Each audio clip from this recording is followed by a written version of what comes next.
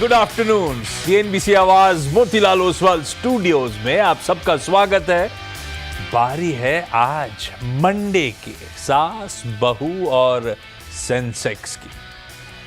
आज अपनी मदद करने के लिए अगले आधे घंटे अरिहंत कैपिटल मार्केट्स की कविता जैन जुड़ेंगी, इंदौर से जुड़ गई। कविता जी हाय, गुड आफ्टरनून। बस आ रहा हूं आपके पास। पहले सास बहू और सेंसेक्स की जो टीम है उस तक रीच आउट करने के तरीके। ये व्हाट्सएप नंबर है, ये फ्लिप होगा तो आ जाएगा ईमेल आईडी।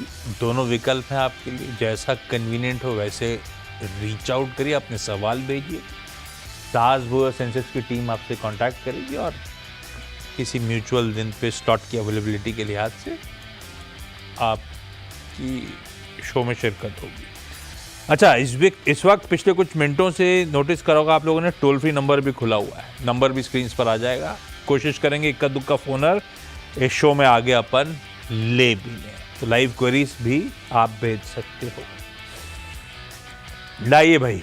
अच्छा, थोड़ा जल्दी जल्दी चलूंगा क्योंकि आज इसी शो में इंद्रप्रस्था गैस लिमिटेड IGL, इसके नंबर्स संडे यानी कि कल आए थे।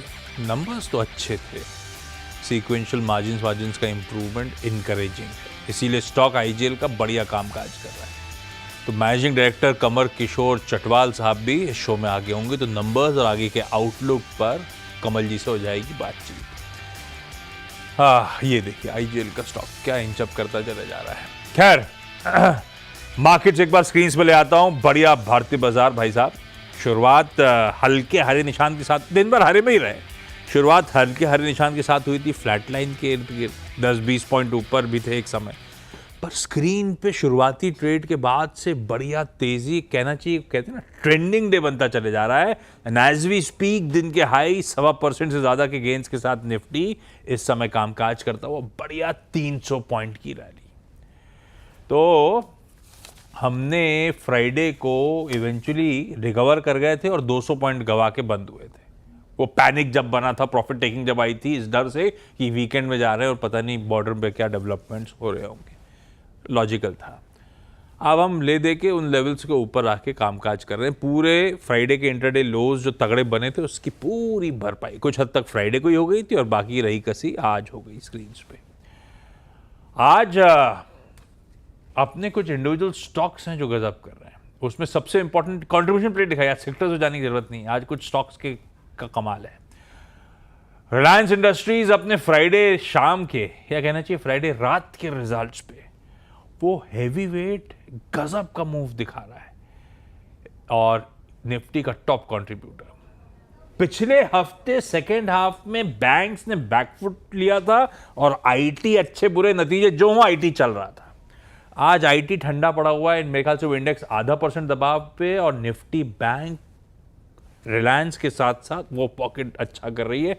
1.5% निफ्टी बैंक मजबूत है और उसमें वो दोनों दिग्गज HDFC बैंक, ICICI बैंक बढ़िया पॉजिटिवली कंट्रीब्यूट कर रहे हैं। तो ये 2-3 स्टॉक्स ने गजब कर रखा है।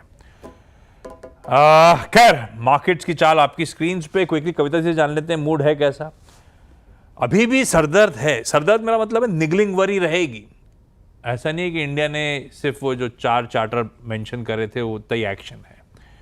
PM मोदी ने कल मन की बात पे भी कहा है हम मुंह तोड़ जवाब देंगे। तो यू नेवर नो। लक्ष्मण ने जब वो अपडेट दिया था तो लक्ष्मण ने बिल्कुल सही कहा था। इससे पहले जब रिटेलिएट करा था भारत ने तो ऐसा नहीं था कि पहले ही वीकेंड पे ऐसा कर दिया था। 11-12 दिन समय लेके स्ट्रैटेजिकली मूव किया था हमने। तो वो ओवरहैंग रहेगा और अनफॉर्सिएबल है, पता नहीं है क्या होगा। पर इस बीच रिस्पाइट तो स्क्रीन पे वापस प्ले आउट होता हुआ एक्यूमुलेशन है बढ़िया। कविता जी, ऐसे में निफ्टी कॉन्स्टिट्यूएंट जब आप स्टडी वगैरह कर रहे हो, चार्ट्स पे समीकरण बैठा रहे हो, निफ्टी पे व्यू क्या बन रहा है? So very good afternoon, Ashish ji. Good afternoon, everyone. Well, chart setup, option setup दोनों ही काफी ल्यूक्रेटिव बनते जा रहे हैं, लेकिन आगे 1 मई की छुट्टी को देखते हुए और जिस तरीके के सेंटिमेंट्स, ग्लोबल सेंटिमेंट्स हैं, मुझे लगता है जो भी एग्जिस्टिंग पोजीशन है उस पर ट्रेलिंग स्टॉप लॉसेस के साथ अपनी पोजीशन को एज ऑफ नाउ ट्रेल करना चाहिए। सो निफ्टी अंटिल 24,270 के ऊपर मेंटेन है, तब तक अपनी पोजीशनिंग बने रहना चाहिए यहाँ पर। अपसाइड में 24,380, 24,400 के लेवल हम इंट्राडे के पर्सपेक्टिव से देख सकते हैं। तो अंटिल 270 के ऊपर मेंटेन है, रिमेन पॉजिटिव। 270 से तो कंफर्टेबली ऊपर ट्रेड कर रहे हैं फिलहाल। 24,270 जब तक इंटैक्ट है तब तक मन तेजी का ही है, और अपने को शायद 380 से 400 तक के लेवल्स नजर आए, और हो सकता है वो इंट्राडे में नजर आ रहे हो। बढ़िया। तो ये रिस्क रिवॉर्ड के समीकरण के हिसाब से ये सही जोन से एंटर करने की, या कहीं ठंडा पड़े तो बेहतर है, क्योंकि 270 थोड़ा दूर हो गया कविता जी। एग्जैक्टली मैं ये कहना चाह रही हूँ जिनकी ऑलरेडी पोजिशनिंग है अपने ट्रेलिंग स्टॉप लॉसेस को मेंटेन करें, और अपसाइड मोमेंटम कंटिन्यू है टिल 383 और 400 के लेवल्स की तरफ। डन, बिल्कुल ठीक। चलिए सवाल जवाब के सिलसिले की शुरुआत कर रहे हैं। पुणे और अकोला, अकोला दोनों ही महाराष्ट्र हो गया। हमारे साथ सब जुड़ते हुए प्रियंका सूर्यवंशी जी के पास पुणे चला जाए। Priyanka ma'am hi. नमस्ते और गुड आफ्टरनून प्रियंका मैम। कब से स्टॉक मार्केट में हो प्रियंका जी? जी मैं 2 साल से हूँ इसमें। और आप स्टॉक कैसे चुनते हो? जी आपकी चैनल की हेल्प से, और मेरे हस्बैंड भी मुझे सपोर्ट करते हैं। हाँ, हस्बैंड मतलब पहले से स्टॉक मार्केट में एक्टिव हैं, ट्रैक करते हैं? हाँ जी। ओके प्रियंका मैम, पहला सवाल कविता जी के लिए कौन सा?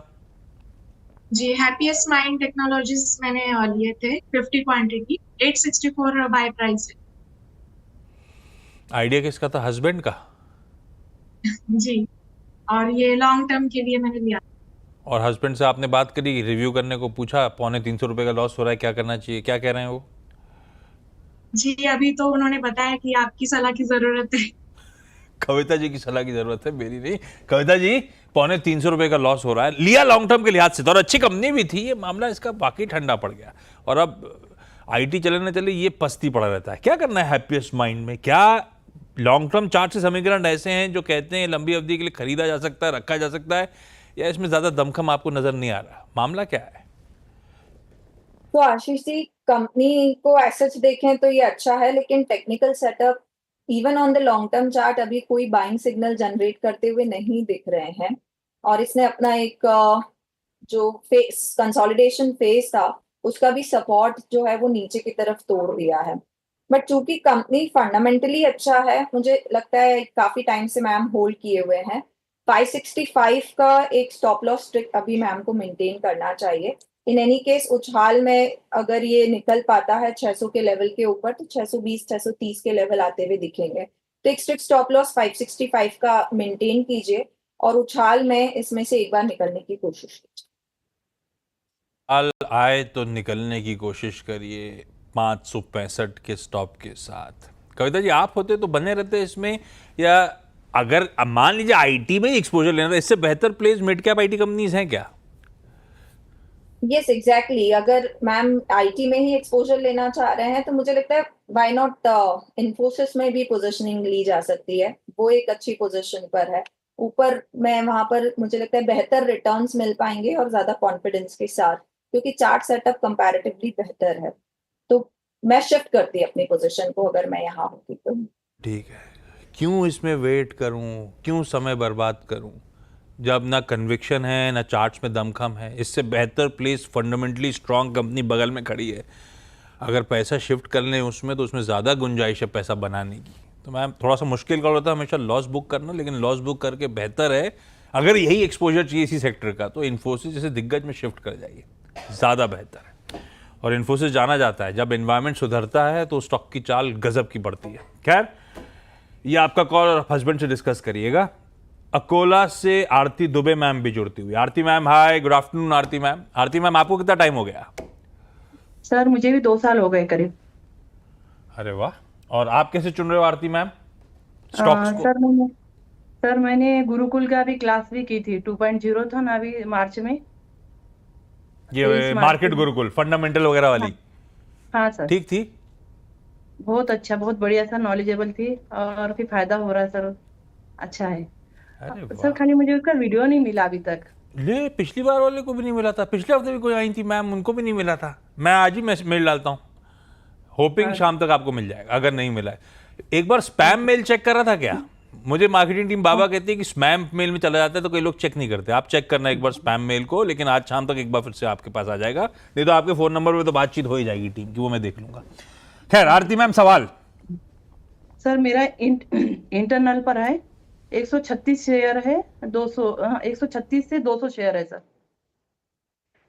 इटर्नल तो सर मैं इसमें क्या 136 पे। करूं, इसमें न्यूज आती रहती है सर, ये 300 तक भी गया था, हाँ, 200, हाँ 200 250 300 तक गया था। तो मेरे हस्बैंड बोल भी रहे थे निकल जाओ, पर मुझे लगा तब 350 का टारगेट था तो रुकते थोड़ा सा, पर ये नीचे ही नीचे आ रहा सर। नहीं ठीक है, हमेशा ऐसा टाइम करना बड़ा मुश्किल हो जाता है। 90 रुपए गेन हो रहे हैं कविता जी। अब हाँ, इटर्नल को लेके चैलेंजेस, आज ही सुबह हम लोग चर्चा कर रहे थे कि बहुत बड़े बड़े प्लेयर्स इन्हीं के, ये तो यहाँ के दिग्गज थे, लेकिन इनसे बड़े डीप पॉकेटेड प्लेयर्स इसी स्पेस में आने वाले हैं, तो सरदर्द तो बढ़ना है। और वो दिख भी रहा है, स्टॉक्स जो ठंडे पड़े थे कॉम्पिटिटिव इंटेंसिटी के डर से ही ठंडे पड़े थे। क्या करूँ, 90-100 रुपये मिल रहे हैं, निकल लूँ लेके, कि समीकरण चार्ट से कुछ और कहते हैं? सो आशीष जी, यस, कंपटीशन इस स्पेस में बढ़ रहा है। आज मॉर्निंग ही सीएनबीसी आवाज पर ही न्यूज ब्रेक हुआ था। मुझे लगता है चार्ट सेटअप जो है वो इसने ब्रेकआउट जरूर दिया है। मैम प्रॉफिटेबल पोजीशन में है, 220 रुपए का एक फिक्स स्टॉप लॉस अपनी पोजीशन में अभी बना के रखे, वहीं पर एक इमीडिएट सपोर्ट है, उस सपोर्ट पे भी अगर वो निकलेंगी तो एक अच्छा गेन लेकर जाएंगे। तो 220 के एसएल के साथ एज ऑफ नाउ होल्ड कीजिए। अपसाइड मुझे लगता है 250 280 तक के लेवल्स प्रोबेबली इन्हें मिल सकते हैं, तो रिस्क रिवॉर्ड फेवरेबल है। पर और बढ़िया है, अभी नहीं निकलेंगे। आप अपना 220 पे स्टॉप लॉस लगा के बैठो मैम, हो सकता है 250 से 280 की ट्रैजेक्टरी पे जाए, तो शायद जिन लेवल्स पे हस्बैंड ने कहा था निकलने को वो आ रहे हैं उसके आसपास, तो वहां पे निकल लेंगे, हस्बैंड की मान लेंगे इस बार अपन। मैं आता हूं आप लोग के पास। मुंबई से सोनाली वाघ जी फोन पे जुड़ती हुई। Sonali ma'am hi, good afternoon Sonali ma'am, सवाल पूछें। हाँ, इनसी का जून का सी लिया है 1600 का, तो जून का 1600 का कॉल लिया है 22 रुपए 75 पैसे पे। हाँ बराबर सर। क्यों लिया सोनाली मैम? वो इनसी का रिजल्ट था ना, उसी टाइम पे मुझे लगा कि वो शायद 200 पॉइंट का मूवमेंट देगा एक 1 मंथ में, और अच्छा रहेगा रिजल्ट, तेजी हाँ, करेगा और स्टॉक, देखिए- ऐसा माना था आपने। हाँ और नंबर तो खराब आ गए, हाँ नंबर खराब तो आए, फिर लेकिन- इवेंट के लिए कुछ स्टॉप लॉस लगा के नहीं उतरे थे? आपकी किस्मत अच्छी कि इन्फी संभल गया, ऐसा नहीं है, लेकिन फिर भी रिस्की बहुत है ये। और ये आइडिया कैसे था इन्फी 200 पॉइंट का मूव देगा, नतीजे अच्छे आएंगे, किसने बोला था? नतीजे नहीं, लेकिन वो बेच पे था ना 1380 पे, हाँ? तो मुझे 1380 का आप चार्ट देखते हो क्या?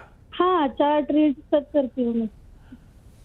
आपको दिख रहा था 200 पॉइंट की तेजी होगी शायद 2 मंथ में, 2 मंथ में हो भी सकता है। Who हाँ वो knows? जून एंड का है ना। हाँ, हो सकता है ट्रम्प साहब सुधर जाएं, हाँ। दुनिया सुधर जाए, इन्फी चल जाए। हाँ। कविता जी ऐसा होगा क्या? या चार्ट सेटअप अगर देखें तो ब्रेकआउट दिया था इन्फी ने 20 ईएमए के ऊपर, और ये अगर सस्टेन करता है तो यस 1580 1600 तक के टारगेट्स दिखते हैं in the coming 2 months. But ma'am ने जून का ऑप्शन लिया हुआ है, मुझे लगता है स्टॉप लॉस मेंटेन करें अपनी पोजीशन पर। स्पॉट का अगर मैं स्टॉप लॉस दूं तो वो 1480 होगा, और आपकी पोजीशनिंग के हिसाब से मुझे लगता है 18 रुपए का एक स्टॉप लॉस मेंटेन करें और अभी अपनी पोजीशन में बने रहें। मैम स्टॉप लॉस लगा लीजिए। अभी अभी कविता जी बात ही कर रही थी हैप्पीएस्ट माइंड की जगह स्विच करके इन्फोसिस आ जाओ, इन्फोसिस ज़्यादा अच्छे चार्ट स्ट्रक्चर्स हैं। चार्ट की रीडिंग तो आपकी ठीक है, पर जून का कॉल ले रखा है, 18 का ऐसे लगा के होल्ड करिए मैम। फोन लाइन पे श्रद्धा पटेल जी जुड़ती हुई मुंबई से ही। हाँ जी, नमस्कार। महाराष्ट्र स्पेशल है। कविता जी इंदौर बैठी हुई है। कविता जी आप भी मुंबई आ जाती तो स्पेशल बन जाता पूरा। खैर श्रद्धा मैम सवाल। Good afternoon. हाँ गुड आफ्टरनून। सर मेरा वेरेको इंजीनियरिंग का है, तो उसमें वेरॉक hold इंजीनियरिंग? हाँ जी, हाँ हाँ हाँ। तो उसमें अभी लॉस चल रहा है, तो होल्ड करे के और एक ये entity लिया क्यों था श्रद्धा मैम? लंबी अवधि का सोच के लिया था, कोई और रीजन था? नहीं, लॉन्ग इन्वेस्टमेंट के हिसाब से लिया था। और ऑटो एंसरी सब धुल गए बीच में ट्रम्प साहब के चक्कर में। 150 रुपए का लॉस हो रहा है। कविता जी क्या करा जाए? तो एज ऑफ नाउ वरॉक जो है वो कंसोलिडेशन फेज में है, 449 पर चल रहा है। मुझे लगता है अंटिल 430 के लेवल के ऊपर है अभी अपनी पोजीशन में बने रहे। ऊपर में मुझे लगता है एक बेहतर एग्जिट मैम को मिल सकता है जो कि अराउंड 460 480 के पास होगा, पर एक अच्छा मूव इस काउंटर में 490 के ऊपर जब निकलेगा काउंटर तब मिलेगा।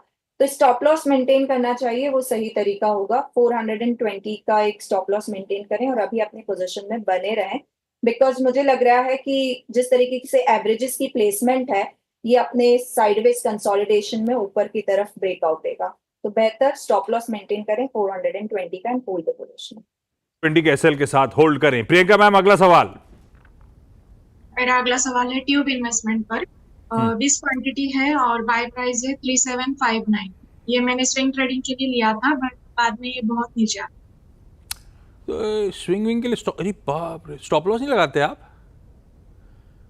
जी। स्टॉप लॉस तुरंत हिट हो जाता है कभी कभी, तो इसलिए मैं नहीं लगाती। अच्छा। अब ये रिटेल से लॉस बुक नहीं होता, हम लोग सब ऐसे ही हैं। ट्रेडिंग में फंस जाता है कविता जी, तो हम रख ही लेते हैं, आज नहीं तो कल चढ़ ही जाएगा। ये सोचते सोचते आज 1100 रुपये का लॉस हो रहा है, क्या करें भाई? Sir swing trading is like in a week और 2 वीक, अगर 1 या 2 वीक के पर्सपेक्टिव से आप स्विंग ट्रेड लेते हैं और अगर स्टॉप लॉस हिट भी होता है तो there lies lot of opportunities जहां आप उस लॉस को रीगेन कर सकते हैं, बिकॉज कैपिटल लॉस करना वो भी इतना ज्यादा, this is not the correct strategy. अगर आप ट्रेडिंग पर्सपेक्टिव से उठे तो मुझे लगता है एसएल इज नेसेसरी। हालांकि कंपनी अच्छी है tube investment, chart setup long term में भी अगर आप देखें अभी फिलहाल कंसोलिडेशन में एवरेजेस के नीचे ट्रेड कर रहा है। मुझे लगता है स्टॉप लॉस मेंटेन कीजिए अपनी पोजीशन पर, 2400 का स्टॉप लॉस मेंटेन करना चाहिए। अपसाइड में पॉसिबल है कि ये 2750 2800 के लेवल आपको दिखाते हुए दिखे, बट 2400 का स्टॉप लॉस मेंटेन करें because chart setup is not giving buy signal right now. खत्म हो गया है। प्रियंका मैम, आरती मैम, सोनाली जी, श्रद्धा जी, सबका धन्यवाद जुड़ने के लिए। कविता मैम आपका भी। मैं ब्रेक ले लेता हूँ, ब्रेक के उस पर आईजीएल के मैनेजिंग डायरेक्टर साहब इंतजार कर रहे हैं, उनसे उनके नतीजों पर चर्चा करनी है। चलिए भाई, आईजीएल इस कंपनी के मैनेजिंग डायरेक्टर कमर किशोर चटीवाल साहब आपको आपकी स्क्रीन पे नजर आएंगे। कमल सर, हाय, गुड आफ्टरनून। अच्छा, आईजीएल के नंबर्स अच्छे नंबर्स, वॉल्यूम्स लार्जली जो स्ट्रीट एस्टिमेट कर रहा था वैसे ही देखने को मिले। स्टॉक आपकी स्क्रीन पे 4% उछाल के साथ रिएक्ट करता हुआ। आइए कुछ इंपॉर्टेंट पार्ट्स नतीजे तो जैसे क्वार्टर 4 का परफॉर्मेंस तो खैर आपकी स्क्रीन पर है, पर कमल सर ज्यादा इंपॉर्टेंट ये जो रीसेंट चेंजेस हुए हैं, वो फोर्टनाइटली रिव्यू आता रहता है डोमेस्टिक गैस एलोकेशन में बदलाव का, किस तरह से इंपैक्ट कर रहा है आपकी सोर्सिंग कॉस्ट को और इंटर्न उसका क्या मायने प्रॉफिटेबिलिटी पे। एक क्वार्टर के मार्जिन तो अच्छे निकल आए, पर ये एलोकेशन में बदलाव, सोर्सिंग कॉस्ट जो फ्लक्चुएट कर रही है, इसका नेट इंपैक्ट क्या रहेगा?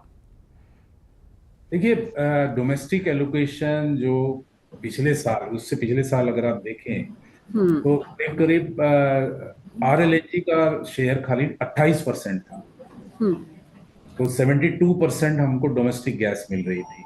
अब वो घट के 56% हो गई है और 44% या 46% हमको आरएलएनजी और 54% करीब करीब डोमेस्टिक गैस है।